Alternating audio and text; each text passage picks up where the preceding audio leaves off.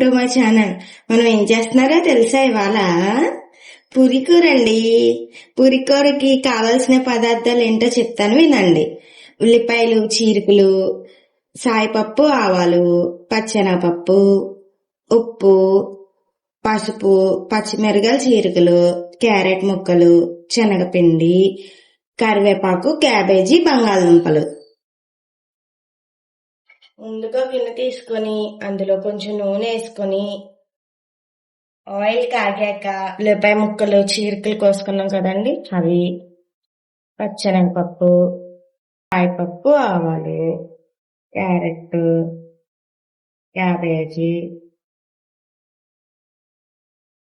పచ్చిమిరకాయలు, కరివేపాకు వేసుకుని బాగా మగ్గనిచ్చుకున్నామండి.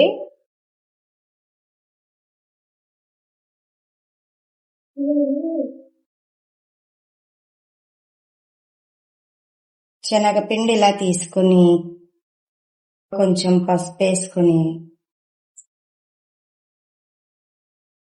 ఇప్పుడు ఇందులోనే కలిపేసుకుని ఇలా కలుపుకొని అవి ఇలా మిక్సింగ్ చేసుకోవాలి. ఇలా కలుపుకొని పక్కన పెట్టుకోవాలండి.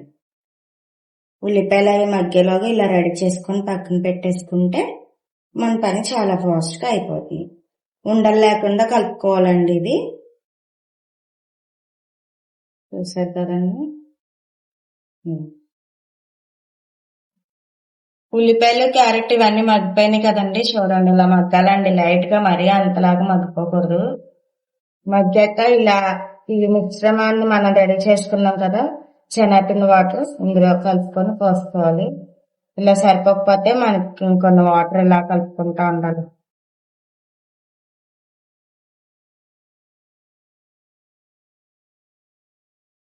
చూసారు కదండి, మనకి ఎన్ని వాటర్ కావాలంటే అన్ని వాటర్, మన చిక్కుతనాన్ని బట్టి కూర అన్ని వాటర్ పోసుకుంటానే ఉండాలండి.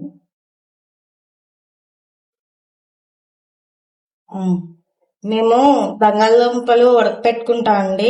ఉడకపోయాక ఇలా స్మాష్ చేసుకుంటాం. చూడండి, కర్రీ హోటల్ స్టైల్లో, స్ట్రీట్ స్టైల్ కర్రీ ఉంటది కదా, అలా ఉంటుందండి. ఇలా చేసుకుంటాం మనం కర్రీ.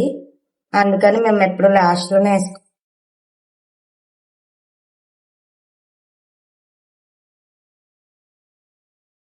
చూసారు కదండి, కర్రీ అయితే ఎంత చక్కగా అయిందో. అదిగోండి,